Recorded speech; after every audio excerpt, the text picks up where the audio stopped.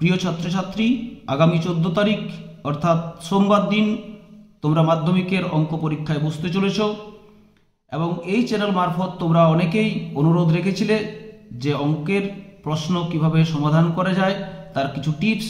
এক্ষেত্রে আমরা শুধুমাত্র অবজেক্টিভ যে প্রশ্নগুলো থাকে সেইগুলোর কিছু কিছু যে জায়গাগুলোতে তোমাদের প্রায়শই কিছু ক্ষেত্রে ভুল হয়ে যায় সেই ভুলগুলো যাতে করে আবার না হয় পরীক্ষা হলে, তার জন্য আমরা কিছু কিছু অঙ্ক কষে দেখাচ্ছি। যেমন আমি এখানে দেখো প্রথম একটা প্রশ্ন দেখাচ্ছি। এক ব্যক্তি একটি ব্যাংকে 100 টাকা জমা রেখে 2 বছর পর সমূল চক্রবৃদ্ধি পেলেন 121 টাকা। বার্ষিক চক্রবৃদ্ধি সুদের হার কত? এই ক্ষেত্রে তোমরা ফর্মুলাটি লাগাবে যে সমূল চক্রবৃদ্ধি 121 টাকা পাওয়া গেছে, তাহলে আমরা জানি যে P × 1 + R/100⁴ এটা হচ্ছে সমূল চক্রবৃদ্ধির সূত্র। এটা সমান 121। তাহলে বাঁ দিকে এগুলো কি? 100 টাকা জমা রেখেছে, P এর জায়গায় 100 লাগাও, × 1 + R এর মান তো আমাদের বার করতে হবে, অর্থাৎ R/100⁴ = 121 বা 1 + R/100⁴ = 121/100। এইটা সমান 11/10 তার হোল স্কোয়ার।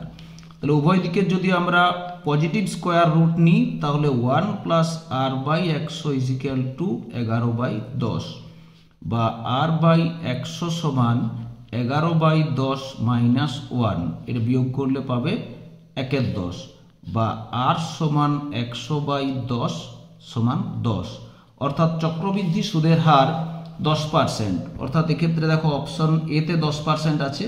তোমরা তোমাদের পরীক্ষার প্রশ্নে এই ধরনের যদি থাকে তো যে জায়গাতে যে অপশনটিতে পাবে সেখানে তোমরা দাগ দিবে নয়, এটা এর আগে আমরা আলোচনা করেছি কিভাবে লিখবে। অর্থাৎ দাগ নাম্বারটি দিবে এবং তার পাশে অপশন হয়তো যদি এ থাকে এ এবং 10% এটি লিখতে হবে আর কি। তারপরে যেমন দেখো x সমান 2 + √3 হলে x + 1/x এর মান, তাহলে x সমান 2 + √3, therefore 1/x = এটার মান বেরোবে 2 - √3।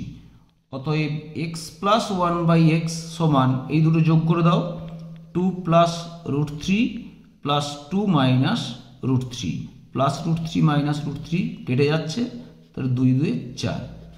তাহলে আমরা এখানে দেখব যে অপশন কোন জায়গাতে 4 আছে, এইভাবে আর কি। তো এরকম আমি বেশ কয়েকটি প্রশ্ন দেখাচ্ছি। যেমন দেখো কোনো মূলধন 10 বছরে দ্বিগুণ হলে বার্ষিক সরল সুদের হার কত? তাহলে 10 বছরে দ্বিগুণ হচ্ছে, তাহলে ধরে নাও যে 100 টাকা যদি রাখা হয় তাহলে সুদে আসলে পাবে কত? 200 টাকা। অর্থাৎ 100 টাকার 10 বছরের সুদ হচ্ছে 100 টাকা। আর বার্ষিক সুদের হার মানে হচ্ছে কি 100 টাকার 1 বছরের সুদ কত? তাহলে 100 টাকার 1 বছরের সুদ 100/10 সমান 10 টাকা। অর্থাৎ তোমরা দেখবে এই ধরনের যদি প্রশ্ন থাকে সেক্ষেত্রে যদি যে অপশনে তোমরা 10% পাবে সেটি হবে উত্তর, অর্থাৎ বার্ষিক সুদের হার 10%। এটা যত নম্বর অপশনে থাকবে সেই অপশনটিতে তোমরা সেই অপশনটি নির্বাচন করবে। এর পরবর্তী প্রশ্নে আসছি। এখানে দেখো একটা ইকুয়েশন দেওয়া আছে, একটা দ্বিঘাত সমীকরণ 3x² - 5x + p = 0 সমীকরণটির বীজদ্বয় সমান হলে p এর মান কত? তাহলে এই সমীকরণটাকে যদি আমরা দ্বিঘাত সমীকরণের সাধারণ আকার ax² + bx + c = 0 সাথে তুলনা করি, তাহলে তুলনা করলে কি পাবো? a সমান 3, b সমান -5 আর c সমান p। আর বীজদ্বয় সমান হওয়ার শর্ত হচ্ছে নিরূপক d সমান 0 হবে। এই ডিটা কি? ডি হচ্ছে b² - 4ac সমান 0। তাহলে মান বসিয়ে দাও। b এর মান হচ্ছে -5 তার হোল স্কোয়ার, -4 × a এর মান হচ্ছে 3 × c এর মান হচ্ছে p = 0 বা -5 বর্গ সমান 25 মাইনাস 4 3 12p সমান 0, বা 12p সমান 25 আসবে, বা p সমান 25/12। অর্থাৎ এই ধরনের যদি প্রশ্ন থাকে এইভাবে কষবে দিয়ে অপশন যেটা পাবে, যদি ধরো এই প্রশ্নটাই থাকে সেক্ষেত্রে অপশনটি হবে 25/12। এর পরের প্রশ্নে আসছি, দুটি বৃত্ত পরস্পরকে অন্তঃস্পর্শ করলে তাদের সাধারণ স্পর্শকের সংখ্যা কত? বিভিন্ন অপশন দেওয়া থাকবে 1 2 3 4 ইত্যাদি। তো দেখো, যদি দুটি বৃত্ত পরস্পরকে যদি অন্তঃস্পর্শ করে, ধরো আমি এরকম একটা বৃত্ত এঁকেছি আর তার ভিতরে এরকম একটি বৃত্ত, অর্থাৎ এরা পরস্পরকে অন্তঃস্পর্শ করেছে, তাহলে এদের সাধারণ স্পর্শক হবে একটি, অর্থাৎ এক্ষেত্রে উত্তর হবে একটি। এগুলো যেগুলো ভুল হয় আর কি, ওই জন্য আরেকটি প্রশ্ন দিয়ে রেখেছি, দুটি বৃত্ত পরস্পরকে বহিঃস্পর্শ করলে তাদের সাধারণ স্পর্শকের সংখ্যা কত? ধরো দুটি বৃত্ত, এই একটি বৃত্ত আর মনে করো এই একটি বৃত্ত, সেক্ষেত্রে সাধারণ স্পর্শক কতগুলি? এই একটি স্পর্শক, এই একটি স্পর্শক হবে, অর্থাৎ দুটো, আর এই একটি, অর্থাৎ এক্ষেত্রে উত্তর হবে 3টি। এখানে বলে রাখি যে এখানে সাধারণ স্পর্শক কোনো উল্লেখ করা নেই যে সরল সাধারণ নাকি তির্যক সাধারণ। যদি এক্ষেত্রে বলে সরল সাধারণ সেক্ষেত্রে হবে দুটো, আর তির্যক সাধারণ হলে হবে একটা। সরল সাধারণ স্পর্শক হচ্ছে স্পর্শকের একই দিকে যদি বৃত্তগুলো থাকে, যেমন ধরো এই স্পর্শকটি, এই স্পর্শকের এই দিকে দুটি বৃত্ত আছে, অর্থাৎ একই দিকে যদি বৃত্তগুলো থাকে তাহলে সেটা সরল সাধারণ স্পর্শক। তাহলে এই স্পর্শকের একই দিকে দুটি বৃত্তই আছে, তাহলে এটা সরল সাধারণ। অনুরূপে এই স্পর্শকেরও একই দিকে বৃত্ত দুটো আছে, অর্থাৎ এই স্পর্শকটাও হবে সরল সাধারণ। আর কোনো স্পর্শকের দুদিকে যদি বৃত্ত দুটি থাকে তখন সেই স্পর্শককে বলে তির্যক সাধারণ স্পর্শক, অর্থাৎ এক্ষেত্রে তির্যক সাধারণ স্পর্শক হচ্ছে একটা, অর্থাৎ এক্ষেত্রে টোটাল স্পর্শকের সংখ্যা অর্থাৎ সাধারণ স্পর্শক 3টে। আবার এখানে একটু বলে রাখি, যদি দুটো বৃত্ত পরস্পরকে যদি স্পর্শ বা ছেদ না করে, ধরো এইরকম একটি বৃত্ত আছে আর এইরকম একটি বৃত্ত আছে, সেক্ষেত্রে মোট কতগুলি স্পর্শক হবে? না, দুটো হবে সরল সাধারণ স্পর্শক আর দুটো হবে তির্যক সাধারণ স্পর্শক, অর্থাৎ মোট সাধারণ স্পর্শকের সংখ্যা 4টি, দুটি হচ্ছে সরল সাধারণ স্পর্শক আর দুটি হচ্ছে তির্যক সাধারণ স্পর্শক। পরের প্রশ্নে যাচ্ছি, ধরো এই ধরনেরও প্রশ্ন থাকে, একটি ঘনকের সমগ্র তলের ক্ষেত্রফল 384 বর্গ সেমি, ঘনকটির আয়তন কত? বিভিন্ন অপশন দেওয়া থাকবে, তো তোমরা কিভাবে কষবে? ধরে নেবে যে ঘনকটির বাহুর দৈর্ঘ্য হচ্ছে a সেমি, তাহলে ঘনকটির সমগ্র তলের ক্ষেত্রফল কত হবে? 6a² বর্গ সেমি, সেইটা সমান কত? না 384। এরকম ছোট করে কষবে, কেমন? এখান থেকে তোমরা a² সমান কত পাবে? অর্থাৎ 384কে 6 দিয়ে ভাগ করবে, ভাগ করলে পাবে কত? 64, বা a সমান কত হবে? 8, অর্থাৎ ঘনকটির বাহুর দৈর্ঘ্য হবে 8 সেমি। তাহলে আয়তন কি? আয়তন হচ্ছে বাহুর কিউব, অর্থাৎ a³ সমান 8-এর কিউব। এই 8-এর কিউব সমান 8 গুণ 8 গুণ 8, অর্থাৎ 8 8 64 গুণ 8, 8 4 32, 2 হাতে রইল 3, 848 আর 3 51, 512। এককটি কি হবে? ঘন সেমি, অর্থাৎ 512 ঘন সেমি যেখানে অপশন পাবে যদি এই ধরনের প্রশ্ন থাকে, ধরো এই প্রশ্নটি, সেক্ষেত্রে তার উত্তর হবে 512। এখন এই সংখ্যাগুলো কিন্তু চেঞ্জ থাকতে পারে, ধরো 384 জায়গায় অন্য কোনো সংখ্যা দেওয়া থাকলো আর কি, তখন তোমরা এই একই নিয়ম ব্যবহার করে বার করবে। তোমাদের 3-এর দাগে থাকে সত্য মিথ্যা, 6টি প্রশ্ন থাকে, যে কোনো 5টি প্রশ্নের উত্তর করতে হয়, পূর্ণ বাক্যে উত্তর লিখবে। তো আমি কতকগুলো দেখাচ্ছি। যে রামবাবু শ্যামবাবুকে টাকা ধার দিলেন, এখানে উত্তমবর্ণ কে, অধমবর্ণ কে? মনে রাখবে যিনি গ্রহীতা তিনি হচ্ছেন অধমবর্ণ, আর যিনি দাতা তিনি হচ্ছেন উত্তমবর্ণ। অর্থাৎ যিনি দেন তিনি উত্তমবর্ণ। কে দিচ্ছেন?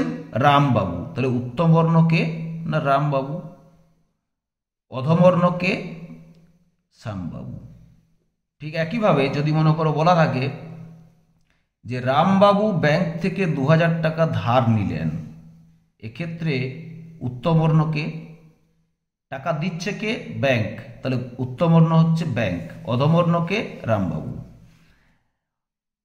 পরের প্রশ্নে আসছি, পি টাকার বার্ষিক R% চক্রবৃদ্ধি সুদের হারে n বছরের সুদের পরিমাণ কত? না সমূল চক্রবৃদ্ধি থেকে আসলটাকে বাদ দিতে হবে। তাহলে তোমরা সমূল চক্রবৃদ্ধি সূত্রটা কি জানো? না P × 1 + R/100⁻n - P টাকা। এখন এইখান থেকে তোমরা পিটাকে কমন নিতেও পারো অথবা এই আকারেও লিখে দিতে পারো আর কি। এটা একটা ব্র্যাকেট দিয়ে দিবে।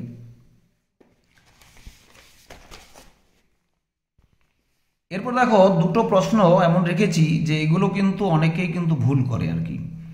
দুটি সদৃশ ত্রিভুজের ক্ষেত্রফলের অনুপাত তাদের অনুরূপ বাহুর কি হবে? বর্গের অনুপাতের সমান। শূন্যস্থান পূরণে হয়তো এই জায়গাটি ফাঁকা থাকলো, তখন বর্গের লিখবে। আবার একই প্রশ্ন মনে হতে পারে, দুটি সদৃশ ত্রিভুজের পরিসীমার অনুপাত তাদের অনুরূপ বাহুর দৈর্ঘ্যের অনুপাতের সমান, বা হয়তো শুধু থাকলো অনুরূপ ড্যাশ অনুপাতের সমান, তখন বাহুর অনুপাতের সমান লিখলেও হবে। √3 + 2 এর অনুবন্ধীকরণী হলো, এই প্রশ্নে কোনোভাবেই ভুল করা যাবে না। অনুবন্ধীকরণী হচ্ছে দুটো মিশ্র দ্বিঘাতকরণীর যোগফল এবং গুণফল দুটোই যদি মূলদ সংখ্যা হয় তখন তাদেরকে পরস্পর অনুবন্ধীকরণী বলে। তো যাক, এত সমস্ত তোমরা এই শেষ টাইমে মনে রাখতে পারবে না। শুধুমাত্র মনে রাখবে যে অংশটি অমূলদ অর্থাৎ যেটিতে রুট আছে তার চিহ্নটি চেঞ্জ করবে। আমরা জানি বাঁ দিকে চিহ্ন থাকে, তাহলে √3 এর বাঁ দিকে কোনো চিহ্ন নেই, মানে কি আছে? প্লাস, অর্থাৎ এই চিহ্নটি চেঞ্জ করে দাও, অর্থাৎ -√3 + 2, বাকিটা আনচেঞ্জড। অর্থাৎ যেটা অমূলদ অংশ সেই অমূলদ অংশের সাইন চেঞ্জ করলে যেটি পাবে সেটি হচ্ছে অনুবন্ধীকরণী, এবং অনুবন্ধীকরণী শুধুমাত্র মিশ্র দ্বিঘাতকরণীর ক্ষেত্রে হয়। একটি নিরেট অর্ধগোলকের তল সংখ্যা, দেখো এখানেও আমরা দুটো প্রশ্ন রেখেছি যে প্রশ্নগুলোতে অনেক ক্ষেত্রে ভুল হয়ে থাকে আর কি। একটি নিরেট অর্ধগোলকের তল সংখ্যা, তখন উত্তর হবে দুটি, কারণ নিরেট অর্ধগোলকের একটি সমতল থাকে একটি বক্রতল। মনে করো এটি হচ্ছে একটি নিরেট অর্ধগোলক। হ্যাঁ, তাহলে দেখো এই যে তলটা, এই তলটা কি? এই তলটা হচ্ছে সমতল, আর এই তলটা কি? এটা হচ্ছে বক্রতল। তাহলে টোটাল তল কটি? দুটো, অর্থাৎ এটা হচ্ছে সমতল আর এই তলটা হচ্ছে বক্রতল। আবার এরকমও থাকতে পারে যে একটি নিরেট অর্ধগোলকের সমতল সংখ্যা, তখন সমতল কটি? না একটি, তখন উত্তর হবে একটি। তাহলে এই ধরনের প্রশ্নগুলোর ক্ষেত্রে তোমরা ভালো করে প্রশ্নটি অবশ্যই পড়বে, তারপর উত্তর করবে, অযথা তাড়াহুড়ো করবে না। এরপর দেখো তোমাদের সত্য মিথ্যা যে পোর্শন থাকে সেগুলো একটু দেখাচ্ছি। যেমন একটি ব্যবসায় ক ও খ এর মূলধনের অনুপাত 5:4 এবং ক মোট লাভের 80 টাকা পেলে খ পায় 100 টাকা। তাহলে বিবৃতিটি সত্য না মিথ্যা কিভাবে যাচাই করবে? তোমরা জানো যে অন্য কোনো শর্ত যদি দেওয়া না থাকে তাহলে মূলধনের অনুপাত এবং লাভের অনুপাত সর্বদা সমান। তাহলে মূলধনের অনুপাত দেখো কত দেওয়া আছে? 5:4। লাভের অনুপাত কত? ক 80 টাকা পাচ্ছে, খ 100 টাকা। তাহলে 80:100, এটাকে লঘিষ্ঠ আকারে প্রকাশ করলে কত হয়? 20×4 = 80, 20×5 = 100। অর্থাৎ মূলধনের অনুপাত কত আছে? 5:4। লাভের অনুপাত কত হয়ে গেল? 4:5। অর্থাৎ দুটো সমান হচ্ছে না, অর্থাৎ বিবৃতিটি মিথ্যা। এটাও যদি 5:4 হতো তাহলে লিখতাম যে বিবৃতিটি সত্য। √π একটি দ্বিঘাতকরণী, তোমরা জানো যে পাই হচ্ছে একটি অমূলদ সংখ্যা, কাজে রুট পাই দ্বিঘাতকরণী হবে না, এটি হচ্ছে মিথ্যা। দ্বিঘাতকরণী কারা হবে? যদি কোনো মূলদ সংখ্যার রুট থাকে, ধরো √3, √5, √7, এগুলো হচ্ছে দ্বিঘাতকরণী। আবার মনে করো কোনো জায়গায় দেওয়া থাকলো যে √9 একটি দ্বিঘাতকরণী, এটি আপাত দৃষ্টিতে করণীর আকারে থাকলেও √9 সমান কিন্তু 3, অর্থাৎ এটি তখন একটি মূলদ সংখ্যা হচ্ছে, অর্থাৎ এটি কিন্তু করণী নয়। এই ধরনের প্রশ্নে দেখো অনেক ক্ষেত্রে সমস্যা হয়। x² = x 6 এর বীজদ্বয় 6 ও 0 বলা আছে। এখন দেখো 6 মানটি বসালে কিন্তু এই যে ইকুয়েশনটি আছে সেটি কিন্তু সিদ্ধ হয়, কিন্তু 0 যদি হয় 0/0 মানে ওটি অসংজ্ঞাত হয়ে যাবে, অর্থাৎ এর বীজ 0 কোনোভাবেই হবে না। তাহলে যদি এরকম দেওয়া থাকে যে দুটো বীজ 6 ও 0, তখন সেক্ষেত্রে কিন্তু বিবৃতিটি হবে মিথ্যা। আর যদি দেওয়া থাকতো যে এর বীজ শুধুমাত্র 6, তাহলে লিখতাম সত্য। বৃত্তস্থ সামান্তরিক একটি আয়তাকার চিত্র।